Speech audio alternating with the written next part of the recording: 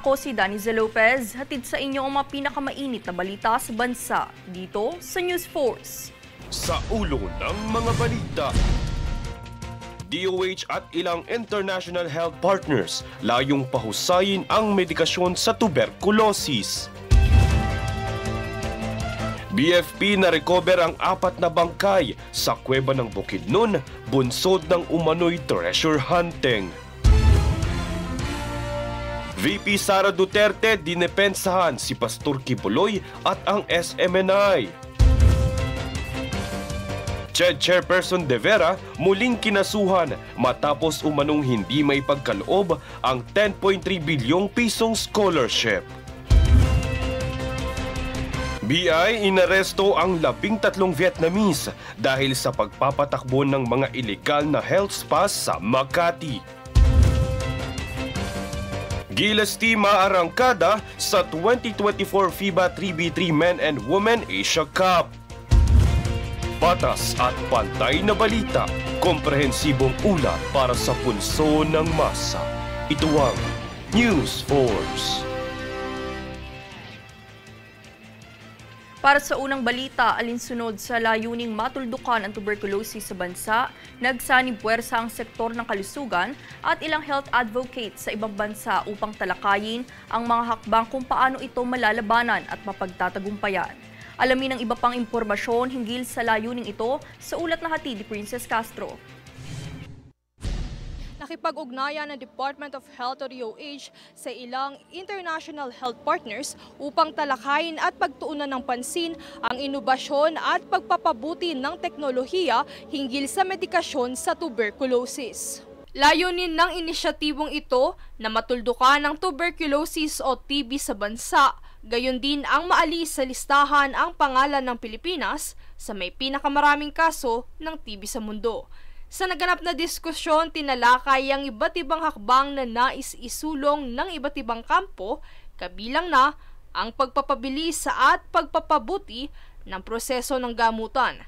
Kabilang sa mga teknolohiyang nais nilang palawigin ay ang Portable TB Diagnosis X-ray Mobile, kung saan sa loob ng 10 minuto ay maaari nang makuha ang resulta ng diagnosis. They no longer need to pay for the film. You will see now that the paper can be printed out with the interpretation. It's verbalizing in written text like a radiologist and how it interprets. So this is really becoming more accessible with support from the Ministry of Health, the Global Fund, USAID and other partners. This technology is really becoming more accessible. Ang mga X-ray mobile na ito ay aprobado na ng Food and Drug Administration na siyang malaking hakbang para maabot ang mga remote areas sa bansa.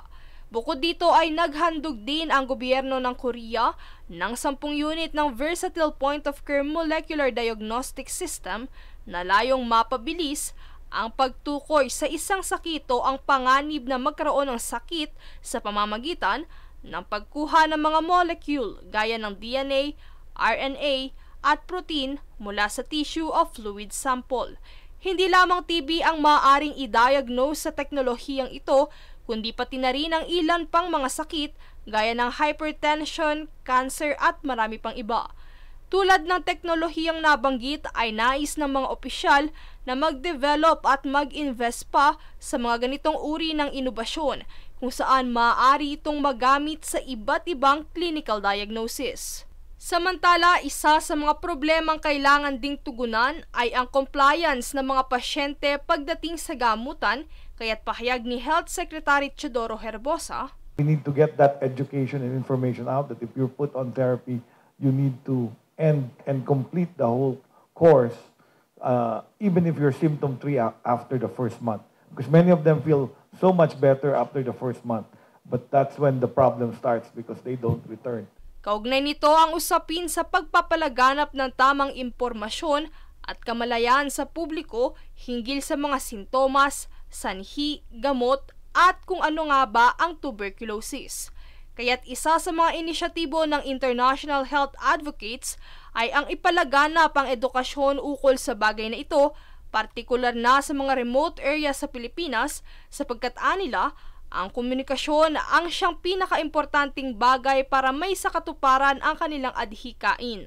We chose Manila as the first of the regional meetings that we will have. We will go in every region this year to try to bring awareness on tuberculosis, to try to raise the point that it's possible to end TB.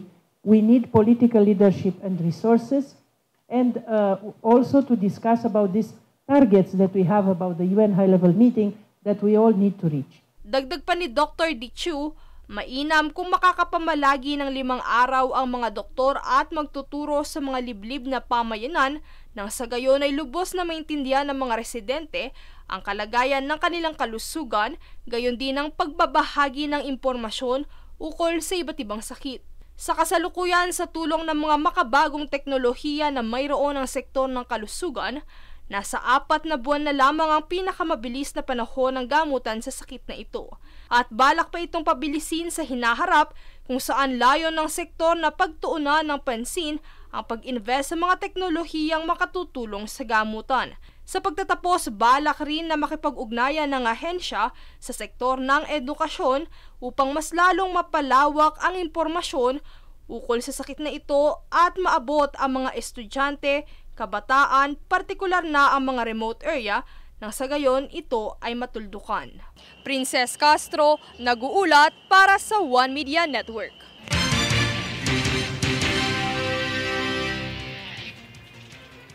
Sa iba pang kaganapan ay magdoble ingat para sa mga babiyahe ngayong Semana Santa dahil sa talamak na scams ngayong mahaba-habang bakasyon.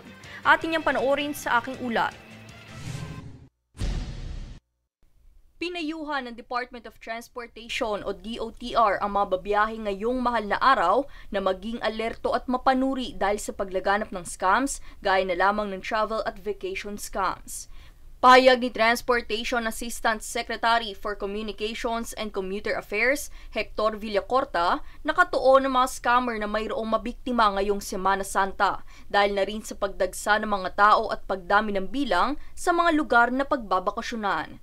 Inilunsad naman ng DOTR ang Oplan Biyaheng Ayos Semana Santa 2024 upang mabigyan ng alalay at tulong ang mga biyahero sakaling mayroon silang katanungan o nais isumbong.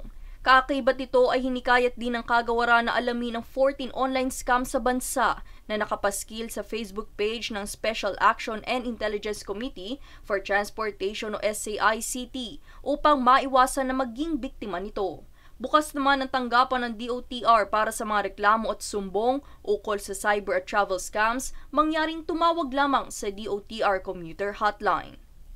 Daniza Lopez, nag-uulat para sa One Media Network.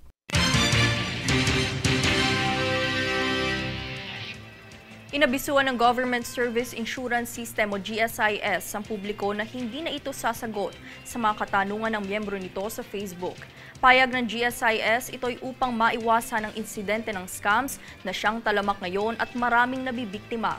Kaya't inanunsyo nito na magpadala ng mensahe sa email at hotline para sa mga katanungan ukol sa membership.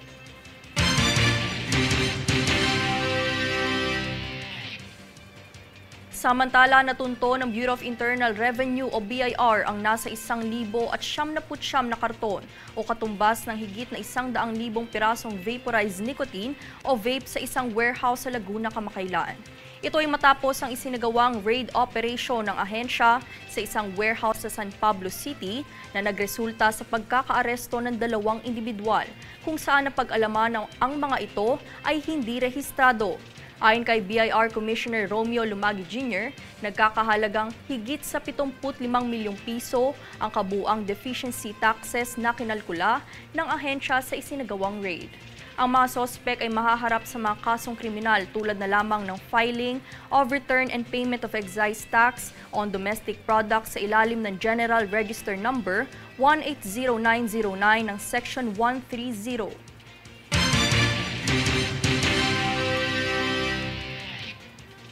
Matapos ang umanong treasure hunting na naganap sa loob ng kuweba sa Kadingilan, Bukidnon, na-recover ng Bureau of Fire Protection o BFP ang mga labi ng biktima rito. Yan ang balitang hatid ni Jade Buhoy.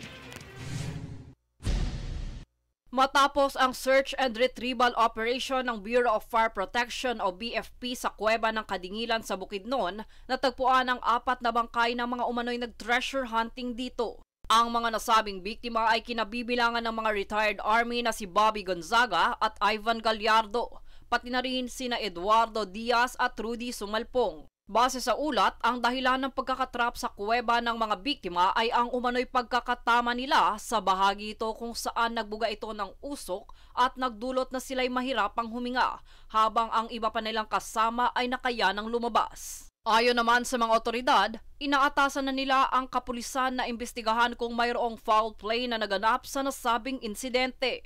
Muli ipinaalala ng otoridad na bukod sa ipinagbabawal ang anumang iligal na gawain gaya ng treasure hunting na walang permiso, ito'y maaaring magdulot ng kapahamakan at masamang epekto sa kalikasan. Jade Buhoy, nag-uulat para sa One Media Network.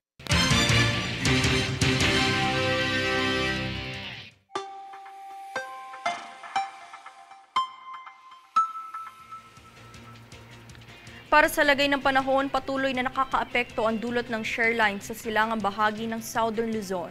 Maulap na kalangitan na may mahinang pag-ulan naman sa Batanes at Cagayan Valley. Bahagyang maulap na papawiri na may pulo-pulong mahihinang pag-ulan sa Ilocos Region, Cordillera Administrative Region at natitirang bahagi ng Cagayan Valley at Central Luzon.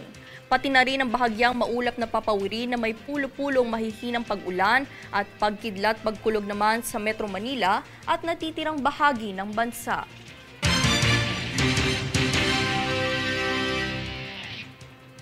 Susunod sa News Force. Senador Robin Padilla isinusulong ang pagbabawal sa mga online content ukol sa pagsusugal.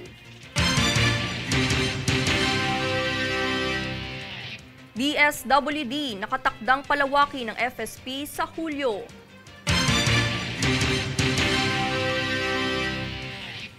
VP Sara Duterte dinipensahan si Pastor Quiboloy at SMNI.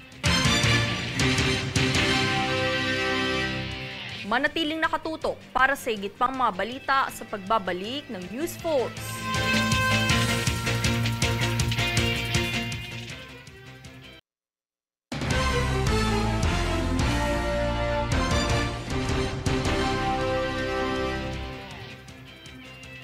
Hindi na umano ikinagulat ni Pangulong Ferdinand Bongbong Marcos Jr. matapos ang pag-utos ni Chinese President Xi Jinping na maghanda ang militar nito sa posibleng maritime conflicts.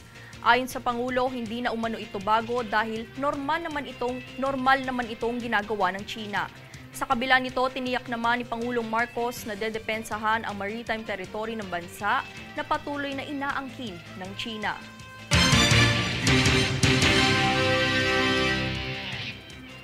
Samantala, dinipensahan ni Vice President Sara Duterte si Kingdom of Jesus Christ founder Apollo Quiboloy kaugnay ng kinahaharap ng kaso ng pastor at ng Sunshine Media Network Incorporated o SMNI. Ayon kay VP Sara, mistulang itinuturing na umano agad na guilty si Quiboloy sa kanyang mga kaso na base lamang sa mga testigo na din naman umano napapatunayan ang kredibilidad. Anya ito umano ay pandarahas o hindi patas. Samantala, iginiit ng Vice Presidente na issue ng media freedom ang pagpataw ng indefinite suspension sa SMNI.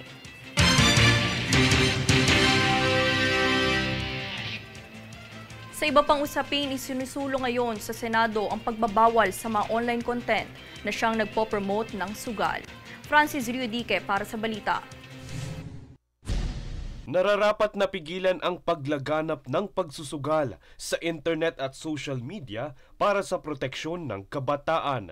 Ito ang sentimiento ni Senate Chairman on Public Information and Mass Media na si Senator Robin Padilla. Kaya naman isinusulong niya ngayon ang pagbabawal ng mga online content na siyang naghihimok ng pagsusugal. Aniya ang pagsusugal ang pinag-uugatan ng pagkakasangkot ng mga kabataan sa addiction, krimen at social issues. Layon umano ng kanyang inihain na Senate Bill 2602 na mabawasan ang pagkaka-expose ng mga kabataan sa mga content na ukol sa pagsusugal. Kung sakaling maging ganap ang batas na ito, ang mga magsusulong ng gambling contents ay maaaring makulong ng hanggang 1 taon o hanggang 500,000 pisong multa. Francis Riodique, nag-uulat para sa One Media Network.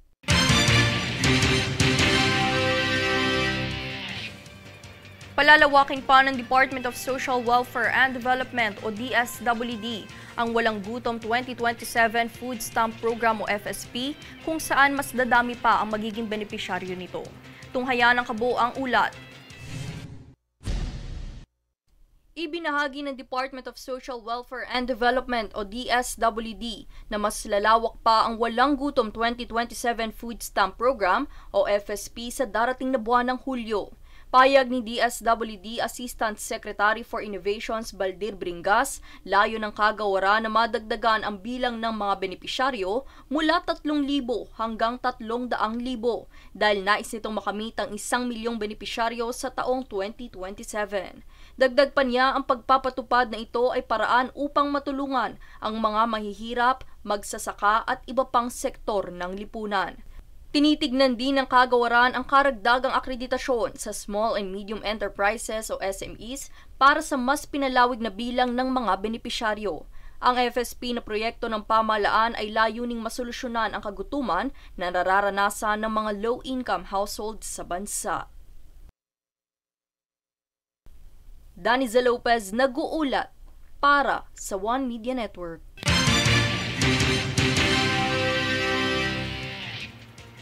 Sa ibang sektor naman, kasabay ng hangaring isulong ang sektor ng sibuyas sa bansa, nagpamahagi ang Department of Agriculture o DA sa Nueva Ecija ng posibilidad upang makapag-impok ito. Panoorin ang ulat na hatid ni Jade Buhoy. Kamakailang na turnover ng Department of Agriculture o DA ang Onion Cold Storage Facility sa mga magsasaka ng Nueva Ecija bilang bahagi ng High Value Crops Development Program o HBCDP. Ang nasabing gawain ay alinsunod sa layuning palawakin ang industriya dahil ang Nueva Ecija ay tinaguriang onion capital ng bansa, bunsod na din ng maraming taniman at aning sibuyas sa kanilang lugar. Ayon naman sa pamahalaan ng Nueva Ecija, malaking benepisyo raw ang pagkakaroon ng cold storage facility dahil mapapanatili nitong nasa maayos na kondisyon ang mga sibuyas. Binahagi rin ng mga asosasyon ng magsasaka, asahan rin ng probinsya ang kanilang kooperasyon sa pagpapalago ng sektor ng sibuyas sa pamamagitan ng patuloy na pagsuporta. Jade Buhoy, nag-uulat para sa One Media Network.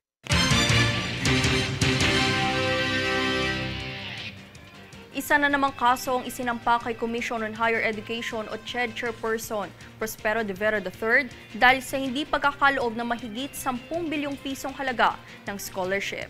Ang detalye yan ang ibabalita ni Francis Riudique. Kapabayaan umano sa pagsasakatuparan ng scholarship para sa mga estudyante. Ito ang naging ugat ng pagsasampa ng kaso kay Commission on Higher Education o CHED Chairperson Prospero de Vera III.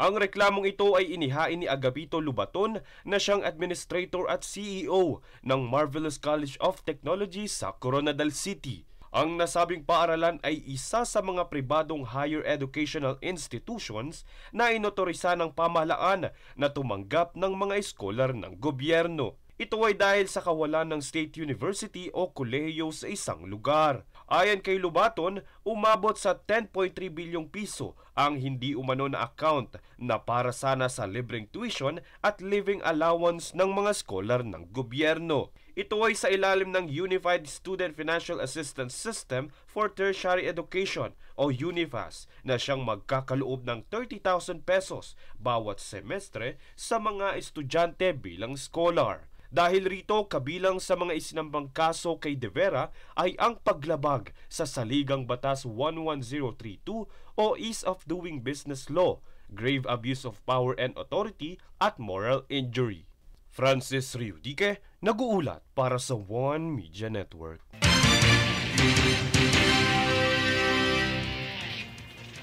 Susunod sa News Force.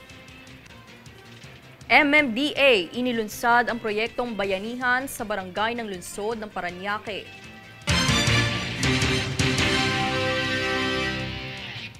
BI inaresto ang 13 Vietnamese dahil sa pagpapatakbo ng mga illegal na health spa sa Makati.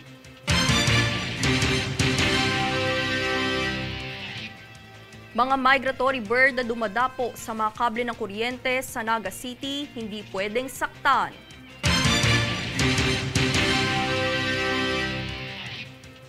Manatiling nakatutok para sa higit pang mga balita sa pagbabalik ng News Force.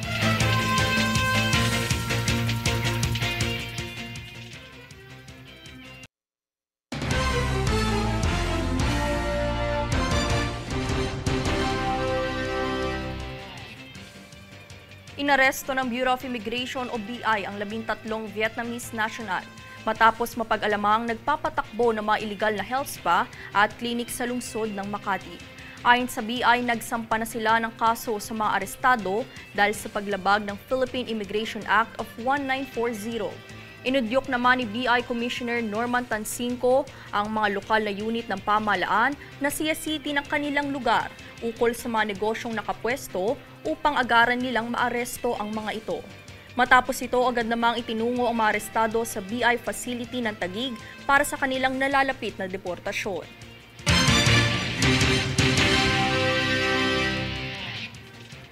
Sa ibang ahensya naman, inilunsad kamakailan ng MMDA ang bayanihan sa barangay project nito sa lungsod ng Parañaque. Alinsunod sa adhikaing tugunan ng kalinisan sa mga lungsod at kapaligiran. Ang kaganapan sa ulat ni Princess Castro. Alinsunod sa adhikain ng Metropolitan Manila Development Authority o MMDA na tugunan ng paglilinis ng kapaligiran sa mga lungsod, inilunsad ng ahensya ang bayanihan sa barangay project sa Parañaque City kahapon 14 ng Marso. Sa naganap na bayanihan, nagtulong-tulong ang mga kawani ng ahensya sa pagsasagawa ng mga aktibidad tulad ng drainage declogging, anti-dengue misting, sidewalk clearing at pagsasaayos ng mga pavement markings at mga traffic signages sa lugar. Sa pamamagitan ng pagsasagawa ng cleanup drive na ito sa iba't ibang lugar ay mahihikayat ang bawat mamamayan na makiisa upang mapaganda at mapanatiling malinis at ligtas ang kapaligiran. Pinangunahan ni MMDA Acting Chairman Attorney Romando Don Artes ang naturang proyekto at sinabing mahalagang maipakita sa mga estudyante sa lungsod, pati na rin sa mga guro, magulang at mga residente sa bawat barangay ang tamang pamamahala ng basura nang sa gayon ay makatulong sa pagpapaunlad ng komunidad. Bukod sa paglilinis ay sinabayan din ang proyektong ito ng isa pang isinusulong na programa ng ahensya, ang Recyclable Smopalit Grocery Co Project sa ilalim ng MMDA Mobile Materials Recovery Facility kung saan pwedeng ipalit sa grocery items ang mga dalang basura ng mga residente na isa sa mga inisyatibo ng Metro Manila Flood Management Project. Ang proyektong ito na ginanap sa Silverio Elementary School ng lungsod ay sa ilalim ng programang Kalinisan sa Bagong Pilipinas ni Pangulong Ferdinand Marcos Jr. Princess Castro, nag-uulat para sa One Media Network.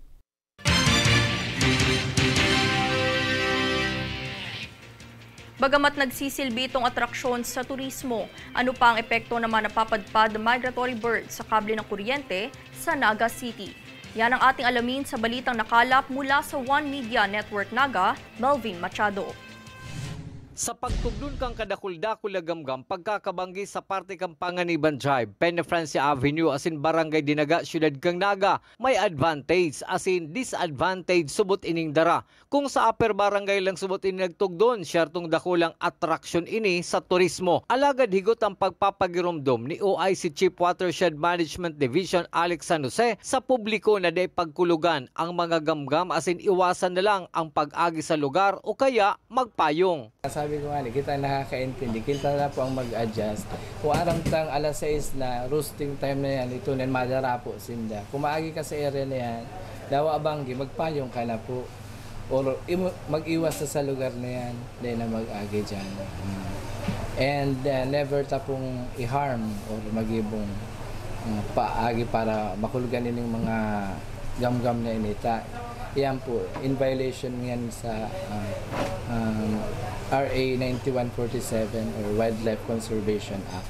May naisip naman si Mr. Alex San Jose na pwedeng gibuhon para maialaw ang mga gamgam pasiring sa bakong matawong lugar. Ang pig-suggest mi po kayo, itong mga natural lang na paagi, like for example, si mga bagay na habo nindang napaparong na kang vinegar, abo ninda kayan, mga gamgam, abo ninda kang mga oils or extract hali sa citronella, sa citrus, mga yan, abo ninda kaya. So pwede ta po yan itry, magibo kitang spray ta sa lugar, baka sakali maging effective, maghali sinda.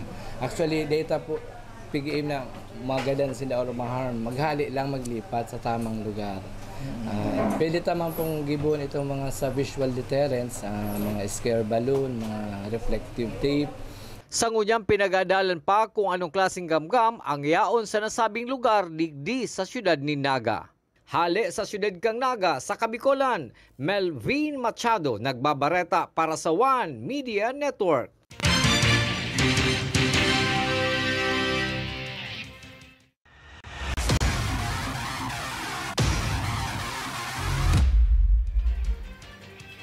Sa balitang pampalakasan, aarangkada sa 2024 FIBA 3x3 Asia Cup 2024 ang Gilas Pilipinas Men and Women Team sa ika-27 hanggang ika-31 ng Marso. Puspusan na ang paghahanda ng 2 pambansang koponan kung saan ang bansang Singapore ang magho-host para sa ikatlong sunod na taon. Matatandang dinomina ang Gilas Men ang nakaraang FIBA Asia Cup qualifier noong nakaraang buwan, kaya't nais silang i-maintain ang momentum at pagbutihin ang kanilang 10th place finish sa nakaraang edisyon ng kompetisyon. Gayun din ang Gilas Women na nagnanais na pagbutihin ang kanilang 7th place finish sa nakaraang taong edisyon ng 3x3. Samantala, inaasahan naman sa mga susunod na araw ang pag-anunsyo ng Samahang Basketball ng Pilipinas para sa final lineup ng bawat koponan.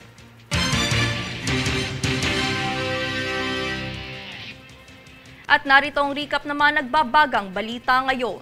Sa ulo ng mga balita, DOH at ilang international health partners layong pahusayin ang medikasyon sa tuberculosis. BFP na-recover ang 4 na bangkay sa kuweba ng Bukidnon, bunsod ng umano'y treasure hunting. VP Sara Duterte dinepensahan si Pastor Kibuloy at ang SMNI. CHED Chairperson De Vera muling kinasuhan matapos umanong hindi may pagkaloob ang 10.3 bilyong pisong scholarship. BI inaresto ang 13 Vietnamese dahil sa pagpapatakbo ng mga ilegal na health spas sa Makati. Gilas Team aarangkada sa 2024 FIBA 3x3 Men and Women Asia Cup.